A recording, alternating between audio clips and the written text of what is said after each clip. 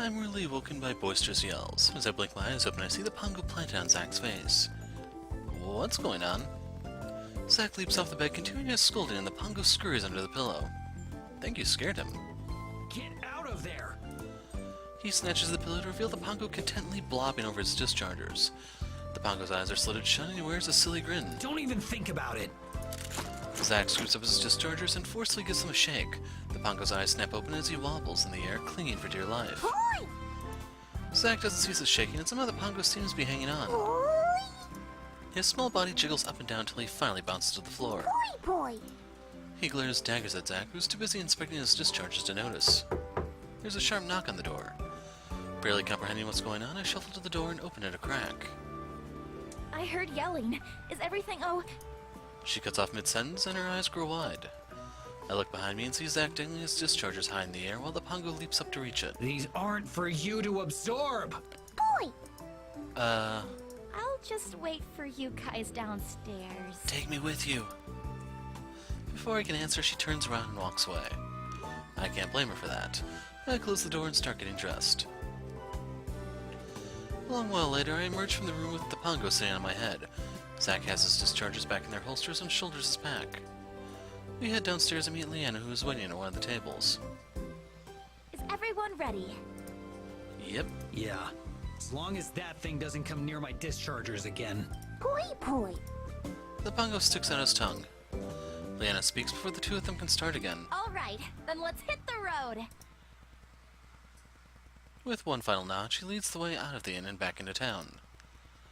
The rest of the journey towards Illumia is peaceful yet uneventful. The pongo snoozes in my head for most of the way there. Leanna frequently sneaks a peek at him and smiles to herself. Zack keeps to himself and continues to be in the lead for fewest lines spoken. By midday, I can see the stone buildings of Illumia. We make it through the city gates without incident. Unlike the quaint houses of Meadow Hill Village, Illumia is built taller and grander. There's more noise as people fill the streets. Zack stares down a side street. This is me. I crane my neck and peer into an alcove. It's a shortcut to the inn. Leanna nods. Safe travels. Hopefully our paths will cross again. Good luck at the Mage Academy. He heads into the alley. Do you think we'll see him again? She shrugs. Mercenaries have a way of just popping up. Let's keep moving. The Mage Academy is straight ahead, closer to the center of town. She points to a looming tower with a high steeple. As we get closer, I see that the tower is attached to a castle. Whoa, you studied here? Yep. It definitely looks prestigious. She notices my wonder. What's your academy like?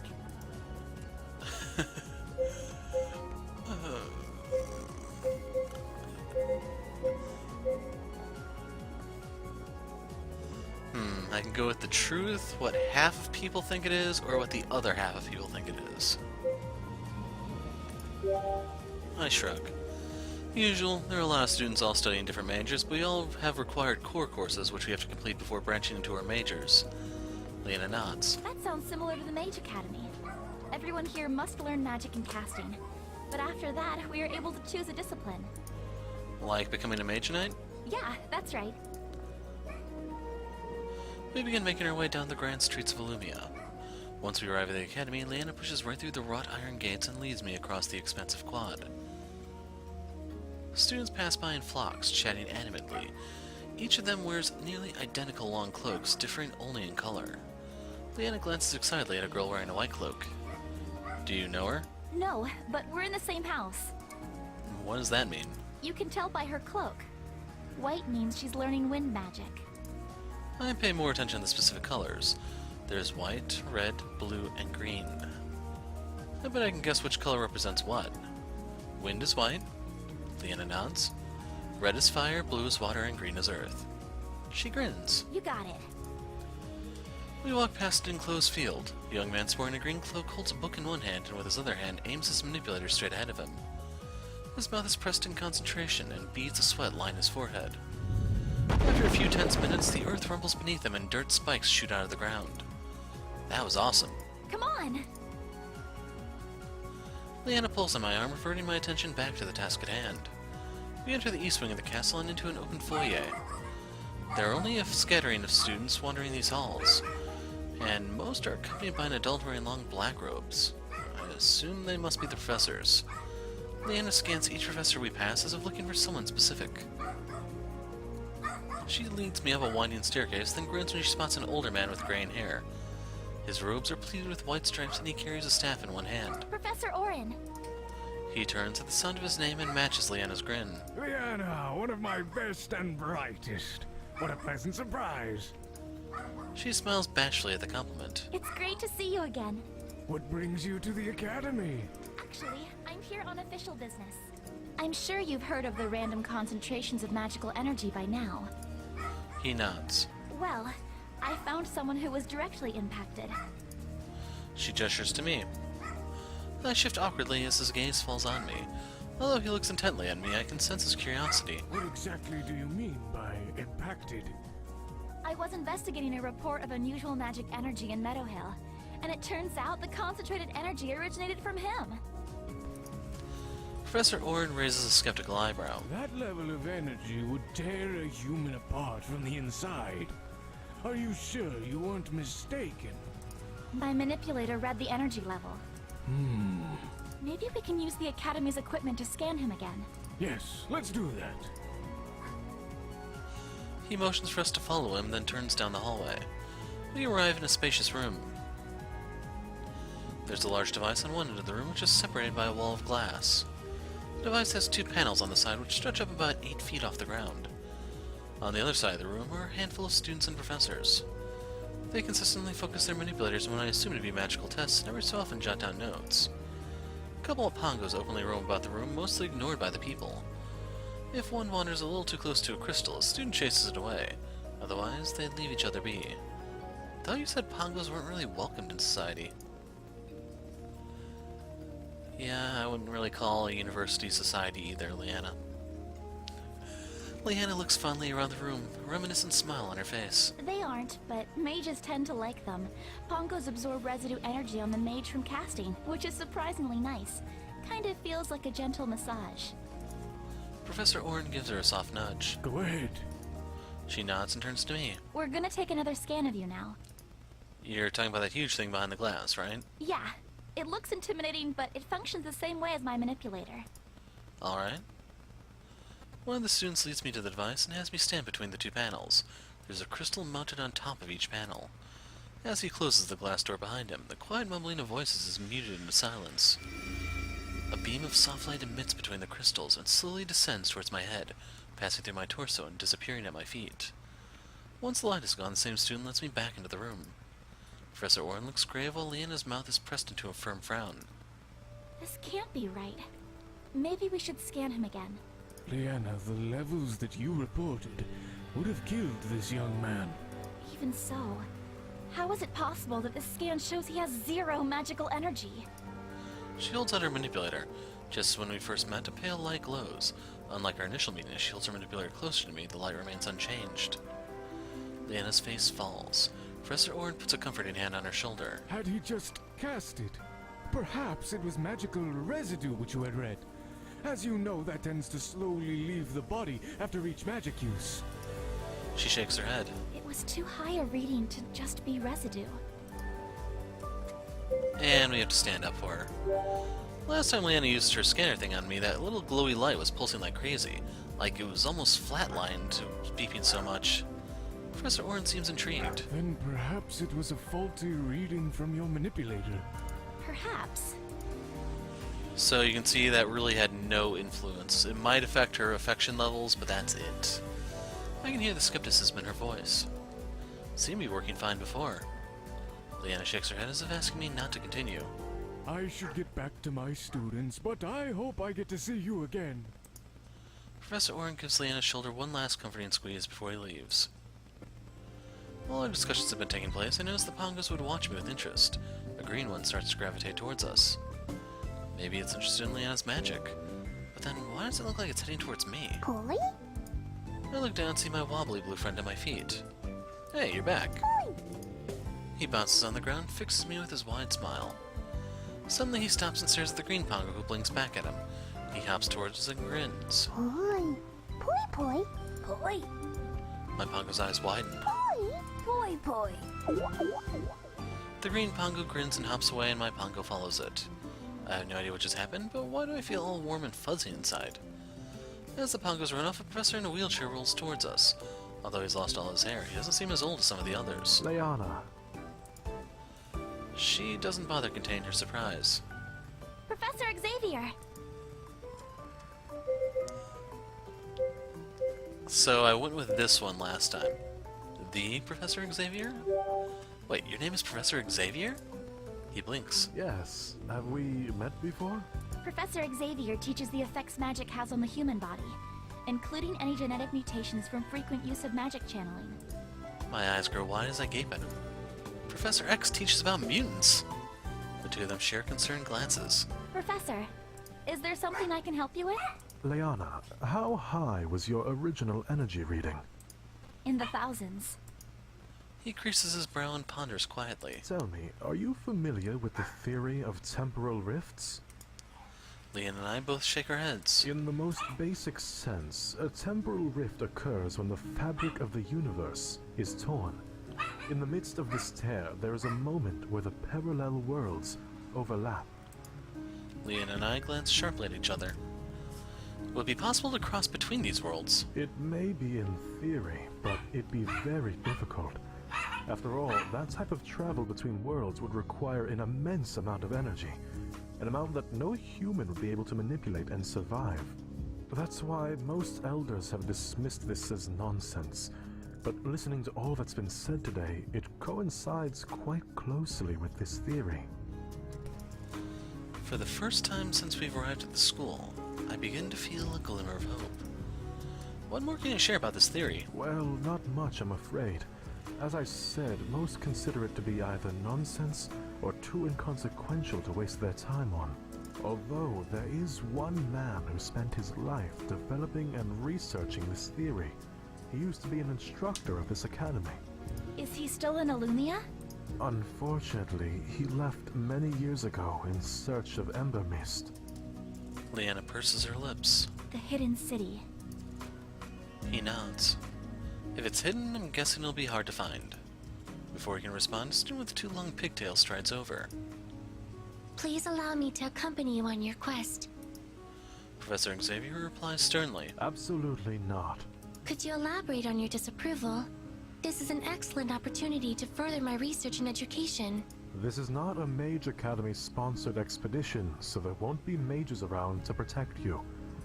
It's a dangerous journey, especially given the fact that no one knows the location of Ember Mist. The girl stays silent, and I can practically see the cogs in her head spinning as she contemplates his words.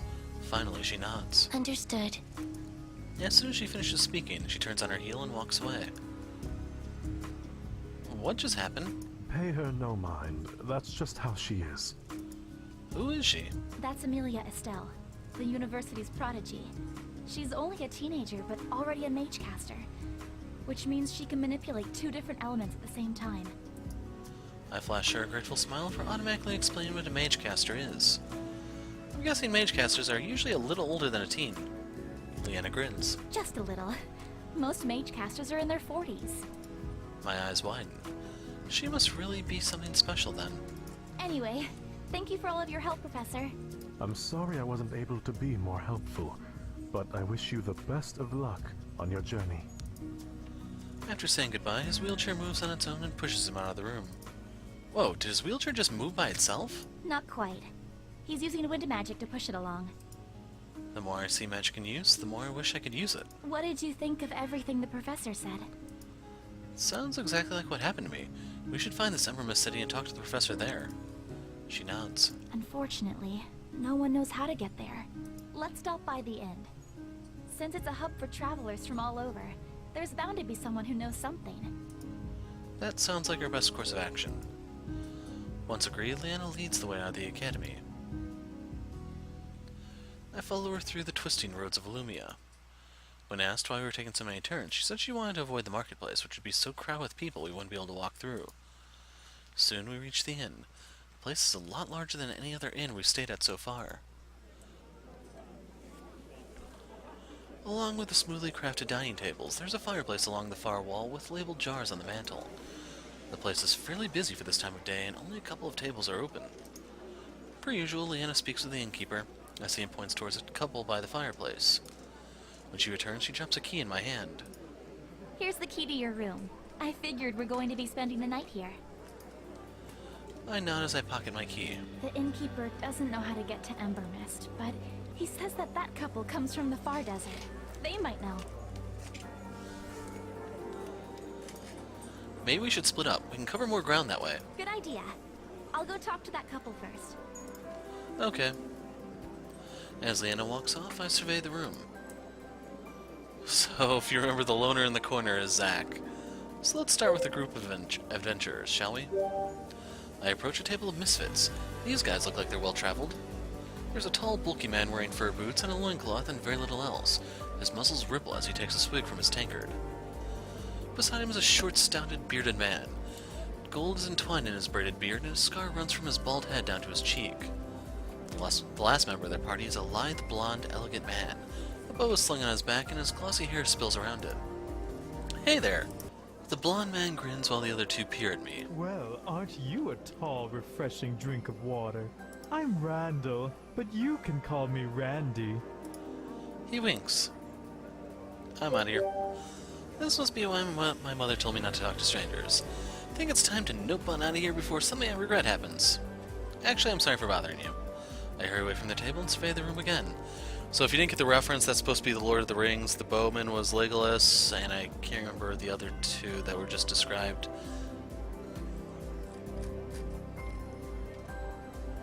Actually, I don't know who's supposed to be the dude in the loincloth, with the blonde, elegant, lithe man is supposed to be Legolas.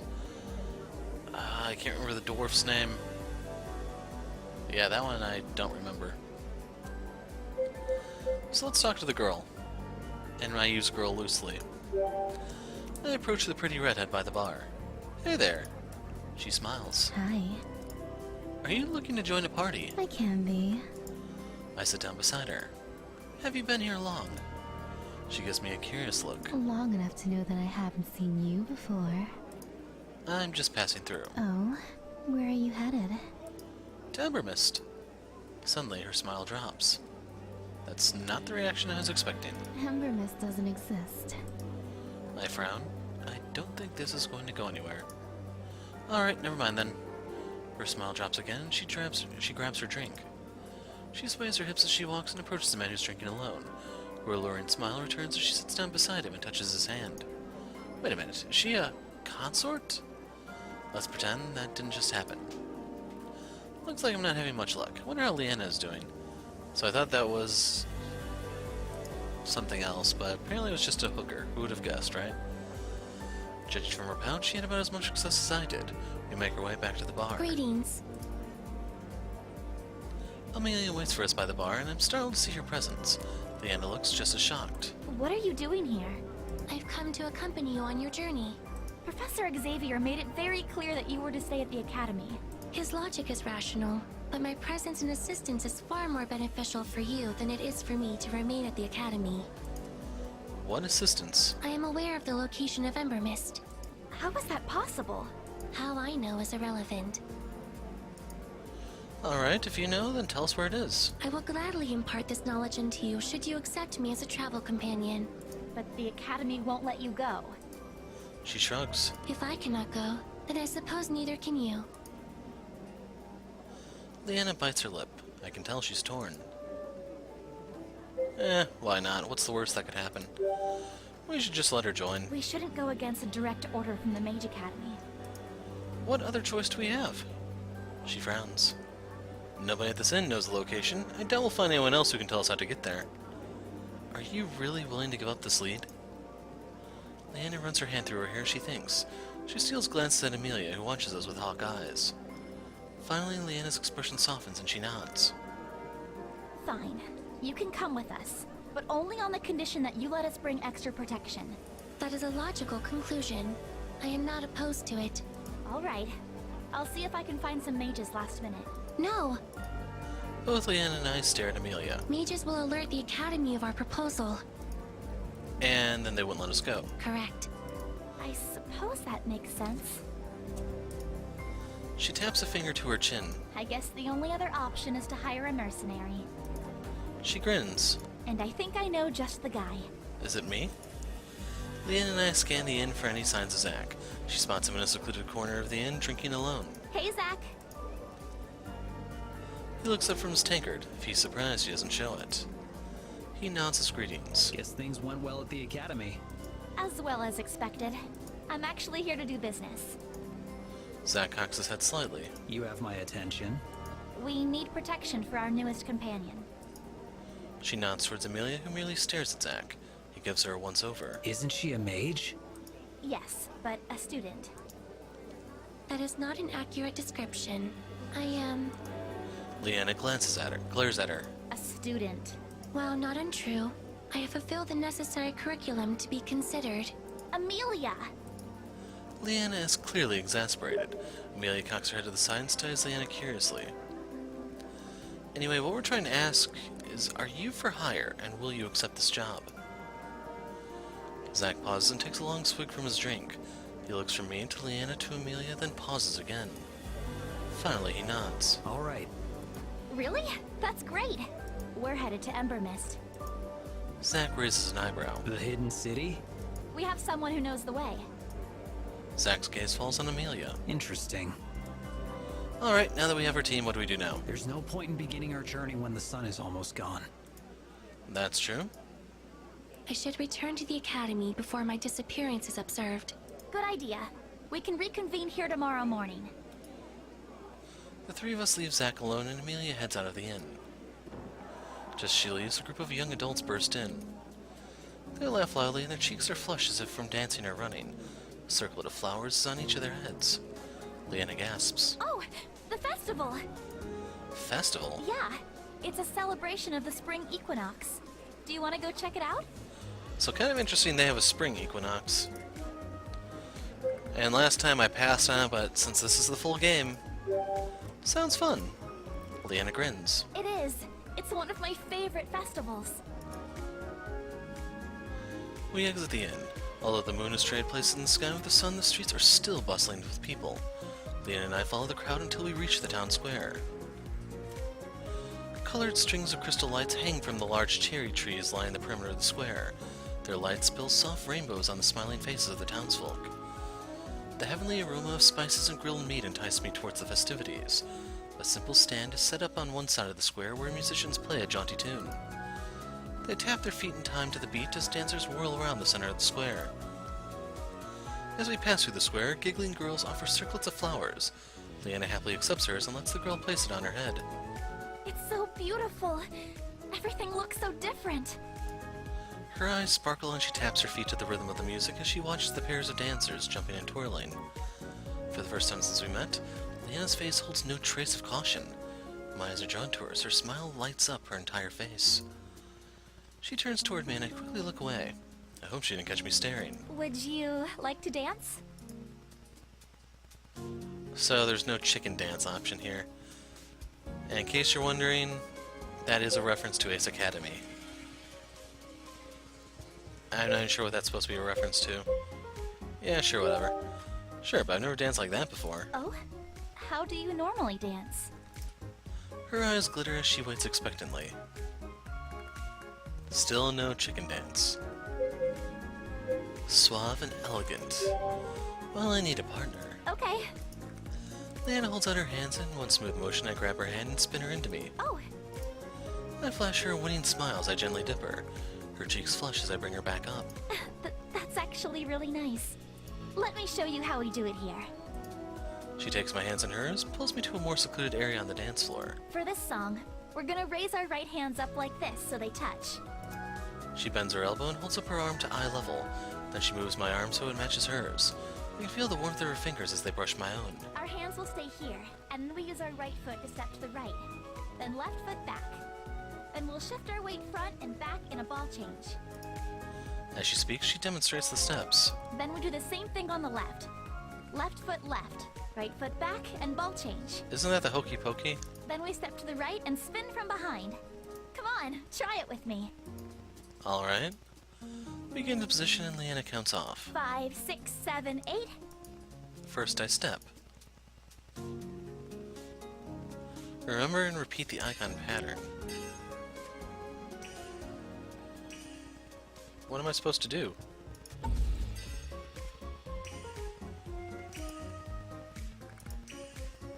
Oh, I see.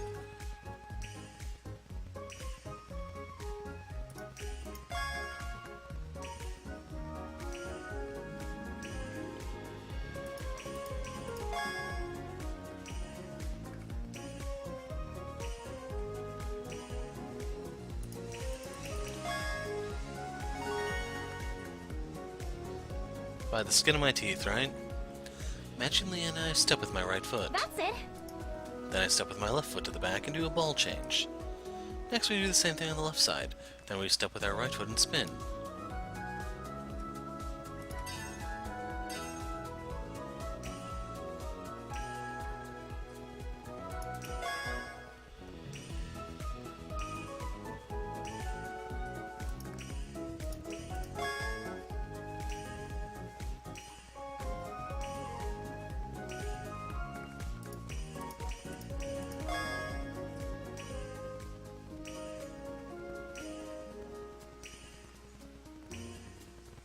Up, up, right, middle, right. Yeah, I'm not talking too much for that one because I'm actually visualizing the pattern so I can remember it. I'm not going to teach you guys memory tricks, but that's generally what I do for stuff like that. I step to the right and spin from behind. Leanna and I are a step apart. Did we do this right? Are we supposed to be this far apart? Yeah. Normally, we'd be facing our new partners, and we do the whole thing over again, starting with our left foot. And once that's done, we'll be facing each other again. We go through the steps another time. I managed to dance it perfectly. Wow, you're a natural. Are you sure you've never done this before? Her warm grin is infectious, and I find myself grinning just as broadly. It's because I had such a great teacher. Her cheeks flush as she's about to reply. Our gazes meet. Leanna's breath catches in her throat, and she seems to forget what she's about to say. For a second, I forget about the crowds of people around us. All I can see is her. Then someone jostles us and we quickly look away. What just happened here? I catch her glancing at me and she smiles shyly. So, do you think you're ready to join the rest of the dancers? I'm game if you are. I hold out my hand and she accepts it with the same coy smile. Then I lead her out to the dance floor. We dance late into the night until our feet ache and our throats grow hoarse from laughing. If you think our feet are bad, you should see all the people I stepped on. The party is still going strong as Leanna and I return to the inn and head into our separate rooms. I haven't had that much fun in ages. As I fall into my bed, I enter dreamland with an immense smile on my face. I was kind of hoping there'd be a CG there.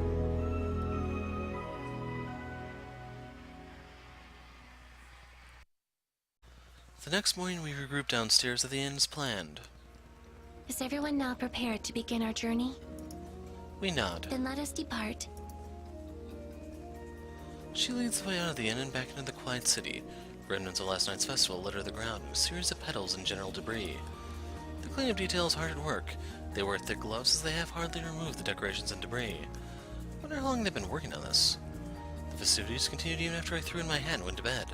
Leanna and I share a glance and she smiles. We follow Amelia through the twists and turns of the city.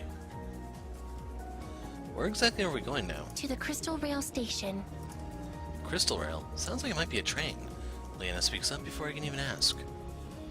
Where are we taking the crystal rail to? Bazada. She looks up in surprise. Ember Mist is in Bazada? They say you can find anything there. She shoots Zack a look, which he returns with his usual stony gaze. What's so surprising about Bazada? It's just closer than I expected. No, Ember Mist is not within Bazada, but Bazada is the closest station to the location of Ember Mist. Leanna still seems skeptical, but doesn't push it. Guess we'll find out whether or not Amelia is right. We continue the rest of the way in silence. After a few minutes, we arrive at the station. The setup is a simpler version of our train stations back home. The ticket booth is right across from the entrance. While they sort out retrieving tickets, I look around. Vendors selling food and trinkets line the perimeter of the enclosed space. The building is mostly empty at this time of morning. We must hurry if we wish to catch the next crystal rail. It is nearing the platform. Once we get our tickets, we rush down a back hallway which opens up to the platform. Arriving onto the platform is a sleek bullet train. porcelain white with windows dotting the sides. My jaw drops as I watch it hover over the tracks. A pair of long crystal rows run along the bottom of the train with identical crystal rows lining the back. This is so cool. I feel almost giddy as we line up to board. Can't believe I'm about to ride on a hover train. Leanna cocks her head to the side. Is this not something you're used to? Not exactly. We have trains too, but they mostly run on diesel and electricity now. The original models were powered by steam. Leanna's eyes widen. That must be some powerful magic. That's not magic, that's just boiling water. This is magic. Leanna smiles. Boy. The Pongo eyes the crystals on the train, his mouth open in anticipation. Leanna notices and snatches him up. Boy. He wriggles at first, but after she gives him a few pats on the head, he calms down and grins at her. We are about to board the train when the attendant stops us. Sorry, Pongas are not allowed due to equipment which are sensitive to energy absorption. Oh. Leanna looks sadly at the blue guy in her arms. I'm sorry, my friend, but I think this is where we say goodbye. He blinks back at her in confusion, a worried smile on his face. Boy? Leanna's lip trembles. I'm sorry. She gives him a final hug and sits him down on the ground. Then with glassy eyes full of tears, she rushes into the train. The Pongo blinks. Boy. Amelia cocks her head to the side and looks at it. The Pongo mimics her. Boy. I have not known you long, but I will be saddened to see you go. She nods and then hops onto the train. Zack looks at the Pongo and instinctively his hand protects his guns. Try not to eat anyone else's weapon. Boy. The Pongo blinks at Zack's retreating form. Finally, it's my turn. Guess this is goodbye. I'll admit, you're not so bad. I pat him on the head. Try not to get into too much trouble. He fixes me that same confused stare he gave the others. Boy. Bye. I follow the others onto the train. While other people board the train, I join the rest of my group. Leanna tries to control her sniffles while Amelia looks down at her feet. Zack acts as casual as always, but the nod he gives me feels lackluster. We're all feeling the loss of the Pongo. He was my first friend when I came to this world. After we've had a moment to compose ourselves, we search for our train cabin. We pass through a few cars before we finally find our cabin towards the end of the train. Amelia slides open the door, then shuts it immediately. Impossible. What's going on? She opens the door again, we all peer inside. Inside the cozy cabin are plush seats, a rack above the seats to hold any luggage, and a rectangular table in the center. There's also a Pongo bouncing happily on the seats. Boy. Pongo! Leanna squeals excitedly and scoops him up into a big hug. We all file into the cabin after her and shut the door before anyone notices the Pongo. When Leanna notices her stare, she clears her throat and sets him back down. But how did you get in here? Seriously, weren't you just outside a second ago? How'd you get in here and find our cabin before we did? Boy. Impossible. And we thought Kara was a thief. I think the Pongo broke Amelia. Zack, as unfazed as always, plops down into one of the seats and leans back. Some things just can't be explained. With how often the Pongo seems to disappear and reappear unexpectedly, you'd think we'd be used to it by now. I take a seat as well and the Pongo hops into my lap. Leanna pouts as the Pongo moves away from her. Amelia seems to have recomposed herself and also takes a seat. Not much later, I feel the jerk of the train departing and hear the calming hum of the engine. Both Leanna and Amelia stare out of the window. Zack has his head down and his arms crossed. I think he may be asleep, but it's hard to tell. Remembering how I found him at the campsite, I can only assume this guy can literally sleep anywhere. My eyes feel droopy too. I really went all out last night and did not get enough sleep. I doubt anyone will mind if I just cut up a few hours that I lost. When I awaken, everyone else is awake too, and looking more bored than ever. Only the Pongo snoozes in my lap. How long was I asleep for? Leanna glances at me. Just a few hours. Are we almost there? No. We will not arrive before tomorrow. Tomorrow? Yes. Yeesh, what am I going to do with all the spare time? I automatically reach into my pocket to pull out my phone, forgetting for a second that it doesn't work. Shoot. But then my hand closes on something equally good. I pull out my deck of cards and lay them out on the table. Leanna cranes her neck to see better. What do you have there? My cards. I cut the deck and shuffled them. Want to play something? There's enough people that we can play cheat. How do you play that? It's easy. Each round, you put a card from your hand face down on the center of the table and say what that card is. Like this. I put down one as an example. 1 king. Then everyone else at the table can decide whether or not I'm telling the truth. If you think I'm lying, you call out cheater, and I'll have to reveal the card. If I was lying, then I take all the cards in the pile. If I was telling the truth, then whoever accused me takes all the cards in the pile and the next person starts a new round. You win by having no cards in your hand. Sounds like fun. I'll play. Amelia looks thoughtful. Although I have not partaken in this game before, this sounds like it would be a stimulating challenge. I glance at Zack. You in? He shakes his head. I'll pass. Leanna frowns. Why not? I know that mercenaries love card games. And it's not like there's much else to do while we wait. It's just not my type of game. Let's up the stakes here. As a mercenary, I think I know what can spark his interest. What if we play for money? Zack sits up and looks at me. I thought you didn't have money. I do have money. I fish in my pockets and drop the loose change I have on the table. It's just not usable here. Amelia leans in close and peers at the money. Even Leanna takes an interested glance. I fail to recognize this type of currency. Well, I'm not exactly from Asaria. Amelia stares intently at me again. After a long pause, she looks back at the coins. I see. I point out the different types of change I have. Make sure you get the pennies. They're the most valuable. Are these not made from copper? Yes. And the nickel would be made from nickel. So I think I explained this in the previous video, but your pennies are zinc core coated in copper. They're not pure copper anymore. They haven't been for decades. Part of the reason for that was the copper was more valuable than the penny itself, so they had to do something to cheapen it.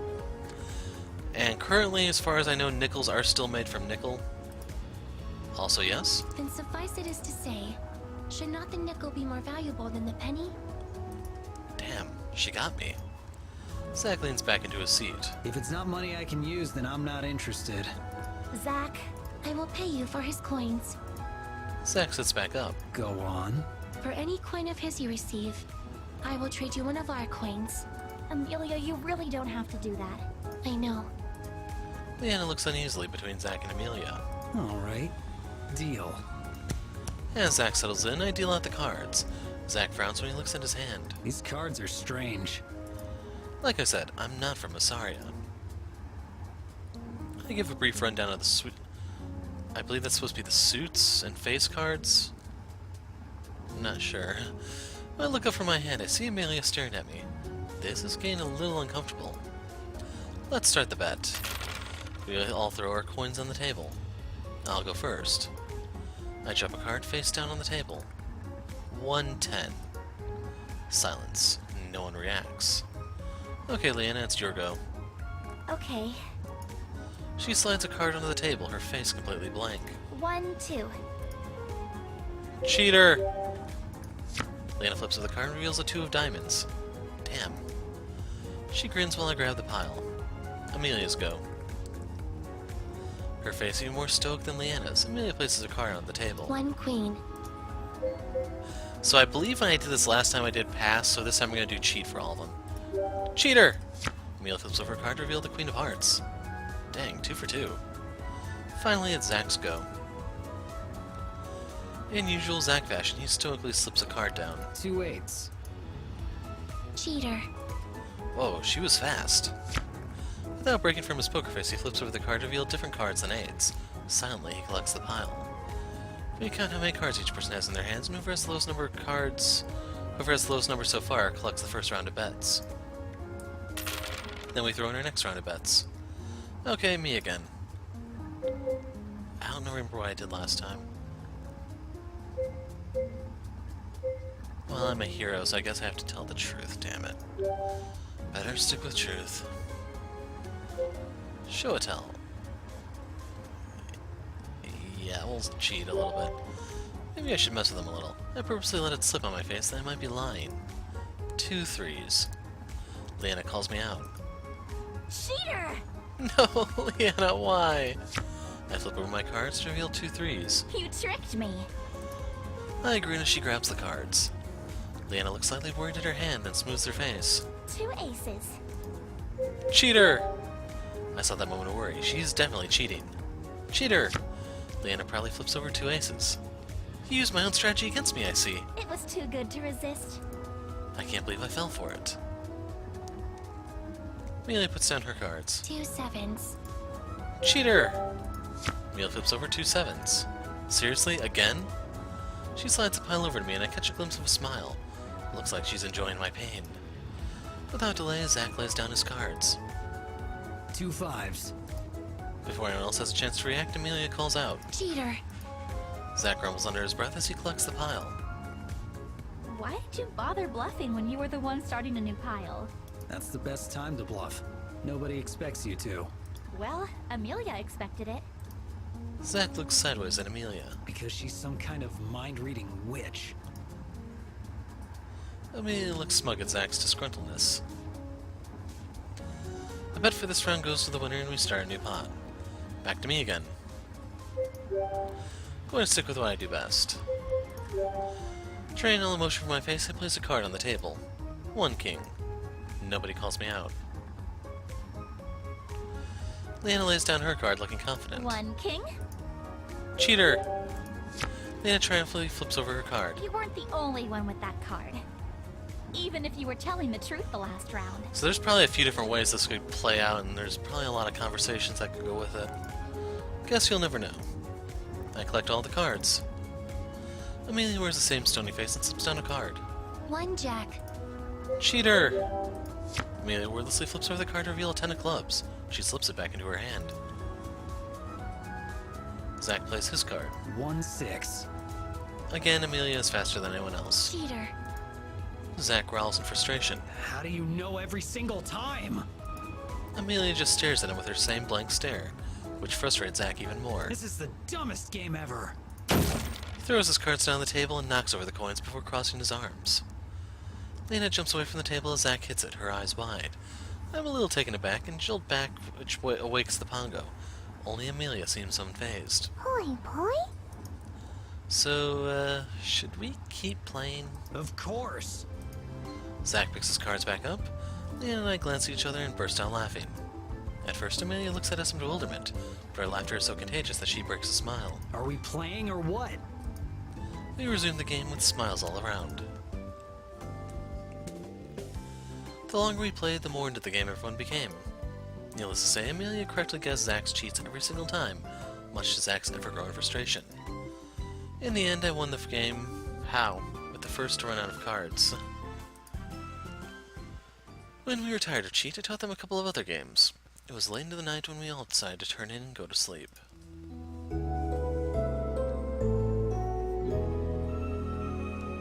Like, I was intentionally trying to lose. How did I win?